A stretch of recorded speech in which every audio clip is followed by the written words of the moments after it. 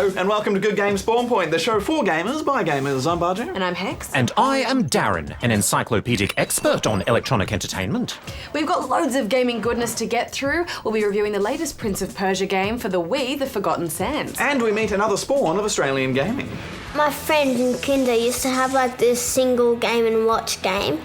But first, it's review time. Hex, can you please enable the Reviewertron 3000? Wait a microsecond. D.A.R.R.E.N, hold still. That's not one of my factory options. D.A.R.R.E.N, calm down. It's simply there to analyse every possible game and every way to beat it. We had it installed when you're in standby mode. Plus, it makes really great toasted cheese sandwiches. Ding! They're ready. Careful. Nope, don't scratch the Duco. Nope. Delicious. After you. Oh, thank you. Bon appetit. Thank you. Nice and oily, aren't they? A couple of weeks ago, we reviewed Prince of Persia over in our adult show on ABC2. Good game. But an entirely different version of The Forgotten Sands has been released for the Wii. So we thought we'd review that here for Spawn Point. And I was pleasantly surprised by this, Bajo. Yeah, me too, Hex. Now, the story here is set straight after the events of the 2003 classic game, The Prince of Persia, The Sands of Time, which the movie is currently based on. But this game has nothing to do with the movie or the other game, which was set after the original Prince of Persia, Sands of Time from 2003. It's all a little bit confusing in my brain, Hex. Yeah. My sensors detected 0 Jake Gyllenhaal. Well, that's not definitely a bad thing. Anyway, it's a classic tale of boy searching for riches, meets untrustworthy genie who promises to take him to his own kingdom that he can rule over, and also gives him the ability to revive himself. You told me when you promised me my kingdom. Patience, my prince. Your kingdom is right here. There's nothing here, genie. But the city that the genie leads him to is plagued with monsters and ruled over by an evil witch. The prince must work with the genie to rid the city of nasties. She also makes him kiss a bunch of statues. I prefer a harem girl to these stone lips.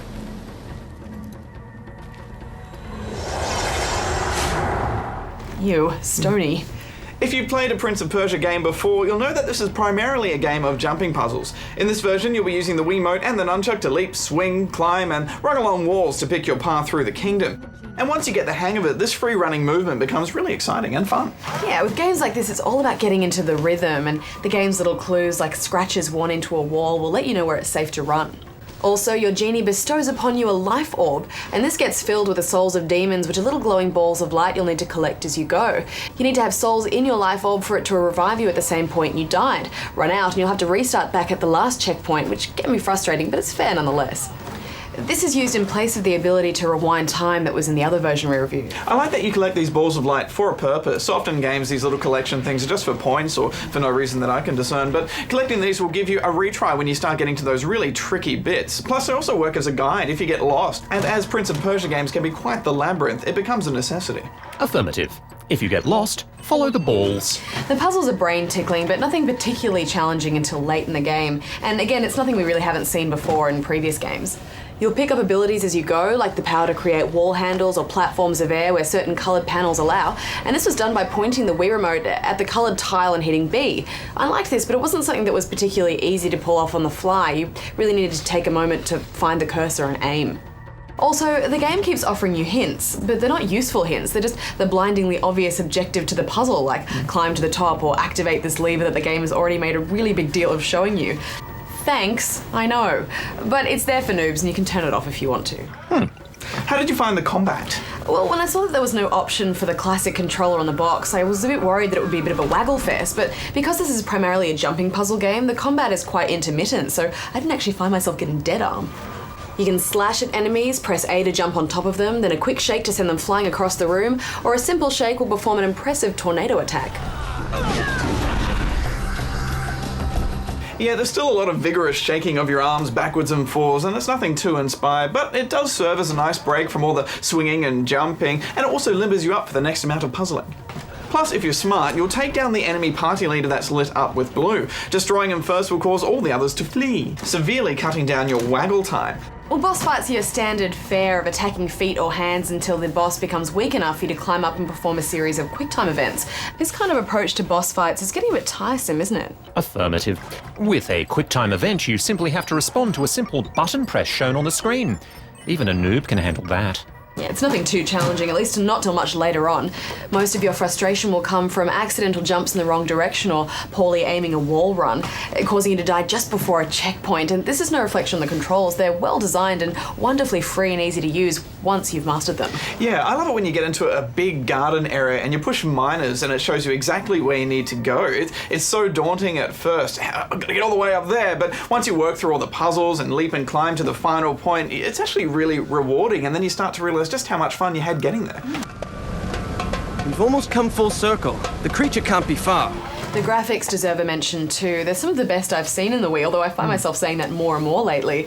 The whirls of sand and the beautifully designed chambers were just stunning, although I can't help but complain about one thing. Let me guess, camera control. I can't help it, it's just so annoying. For the most part, the camera automatically guides you in the right direction, which is great, but when you just want to have a look around or get a better gauge of where you need to go, you need to hold down C on the nunchuck and then use the Wii remote to find the cursor on the screen and point it in the direction that you need to look. There's just no way to do this on the run. It's just not fluid. Yeah, I see what you mean. A lot of Wii games are starting to do this, and it just doesn't work. Wiimote as camera is not practical. Thankfully, I could survive without looking around too much beyond the view that the camera automatically gave me, so it wasn't that big of an issue. It's just such a familiar annoyance, you know, but I mean, overall it didn't taint my experience of the game too much. I actually had a really great time with this.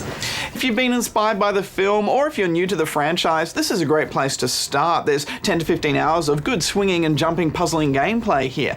But if you have played a Prince of Persia game before, then this is going to be a bit of deja vu. It's not much of a departure, and that upset me, Hex, because I wanted to see something new, so I'm giving it 7.5 out of 10 rubber chickens.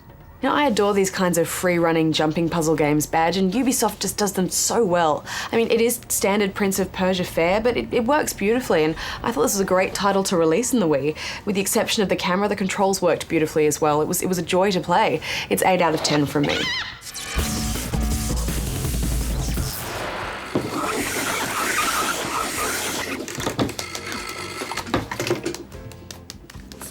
Hex, before we start this week, I think we need to get the Noob Cup out. The Noob Cup? Why? Where's the noob? Shh, with your mouth in your face. If Darren hears us, he'll laser us for sure, but we're the noobs. What? Yeah. Remember we said the other week that these were the starter Pokemon for Black and White? Oh no, were they wrong? Yep. Oh, but I don't understand though, I double checked. Well, hang on, this is the picture that I said to use. Well, so how did that other picture end up getting used? Wait a minute, do you think Darren might have hacked us? Maybe, but either way, we can't let him know or he'll never let it go. You know what he's like with his things and... Well, okay, but we still have to cleanse ourselves of this noobery, and you know what that means. I don't want to drink from the Noob Cup. It's dirty and filthy and full of dirt. I know, but it's the only way. Bring in the cup! Noob. Here we go. Noob. Noob. Oh, that's not cool. Oh, it's unpleasant. Oh, so newbie. Oh, can we just get on with it now, please? Yes. No, because our big fat guess about its release date was also heaps wrong. Turns out Black and White is still coming out in Japan at the end of this year, but it won't be coming out in America until sometime around April next year. They still haven't confirmed an Australian release date, but I'd say chances are pretty good we'll get it about then too. Again, that's a big fat guess though. Okay, now can we start? Yep. All right, well, let's just go with this one from Andrew in Melbourne, Victoria. Oh, hi, Andrew. Hi, why can't you guys show us new Super Mario Bros. Wii? There's absolutely no reason why we can't show you some Super Mario Bros. Wii, Andrew. Would you like us to? Righto, cue game! Cue it!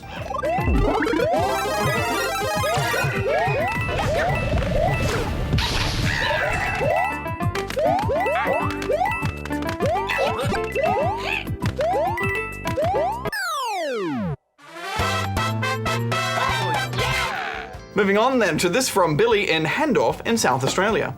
Can I play an American version of Mod Nation Racers on my Australian PS3? You sure can, Billy. PS3s have no region protection for games, so you can get a PS3 game from anywhere in the world, and it will work on your Australian PS3. Well, that's that. We're ripping through these, Badge. Moving on to this one from Reef in Bendigo. I bought an Xbox 360 game and it had a big scratch in that circle all around the disc. They said it was the Xbox's fault. Is this the truth? Well, Reef, sadly, yes. It's been widely reported that if you move your 360 from the flat horizontal position to the vertical position while a disc is in the drive, you can end up gouging a huge scratch all the way around your disc. Yeah, so always take your game out and turn the console off before moving it. However, if you brought the game and it already had the scratch on it, then you should be able to get a refund since no one's allowed to sell you faulty goods. But if you moved your Xbox with a disc in it, then, well, it's totally your fault. Some of the specialist gaming outlets do offer a disc repair service for a fee, so that might be worth a try. Otherwise, you have a very nice, shiny new coaster. You can also use it as a hat. All right, well, time for us to do one more, and this is from Maxie in Albury in New South Wales. What are some real-time strategy games you would recommend on PC? They already have Age of Mythology and Star Wars Empire at War. Well, Maxie, you might like to take a look at the Total War series of games. They're historically accurate with great gameplay, and they're a mixture of real-time and turn-based fighting, but you have plenty of options to mix that up and play the way you like to. There's been 6 games in the series so far. You can watch our review of the latest, Napoleon Total War, on the Spawn Point website. But if you fancy a space setting, Sins of a Solar Empire will give you some brain-hurty RTS action, but it's really a game that's best played against real-life opponents over the internet, so check first that you have a good connection and that your folks are cool with you doing that. Well, that's it for another week. As always, if something is bugging you, then you can bug us here.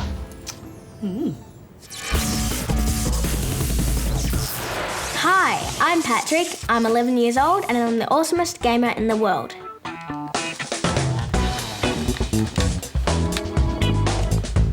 Hello, my name is Joseph. I'm 9 years old and I'm much better than my brother.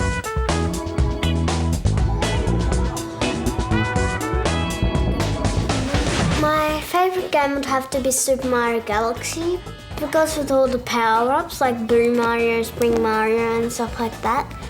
And I also love the centre of the galaxy and it's really hard, but I made my way through it. My favourite game would be SSX3 because you're a virtual character. You can try and get yourself up to the top of the mountain and try and be the best out of them all, out of all the other virtual competitors which are trying to beat you. We just have a PlayStation and a Wii. We have 2 DSi's, 1 DS and a Game Boy Advance SP. What we sometimes do is we sneak onto my dad's office computer and start playing games online until he gets annoyed of it. So it's really fun because he has a really big monitor for the computer, so we get to play lots of our games with ease.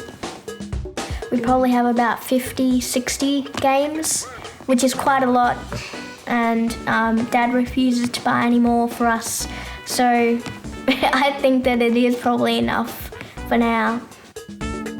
The first game I've ever played would probably be the pinball game on the computer because, well, it came free without any charge on any old computer, and also I had no clue what I was doing when I was pressing all the keys.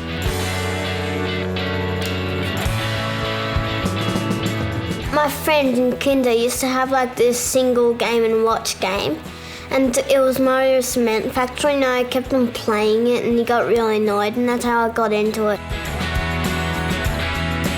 Probably my best gaming moment was when I crashed my snowball in character into a wall. I earned lots of points because if you crash hard enough, you earn some money and some points. Well, my best gaming moment was when I got up to the very last castle in Mario Bros. Wii. I thought it was pretty easy at first, but then you had to face giant Bowser and the flames are like this big. It was really, really hard, the last castle. The game I'm most looking forward to is Super Mario Galaxy 2. It has Yoshi in it, and Yoshi's my favourite Mario character. The game I'm looking forward to is Jolly Rover because I'm sort of a pirate fan myself, and I like the idea that the creator, instead of humans as the pirates, made dogs, and of course, the parrots as the pirates. I enjoy playing with my brother because it's really fun playing with someone rather than just playing on your own. If I didn't have a brother, then I wouldn't be able to play two-player without inviting all my friends over. The other good thing is that he can support me when I'm losing the game. Look, I'm doing this awesome trick. No. Flipped! I flipped! No, that's falling. No, but I flipped while I was falling. We will be able to play games as we grow older, and the games we like now will become older as well, and we'll be able to enjoy those. Imagine what Darren would say to us. Think we're noobs. We are. At least you are.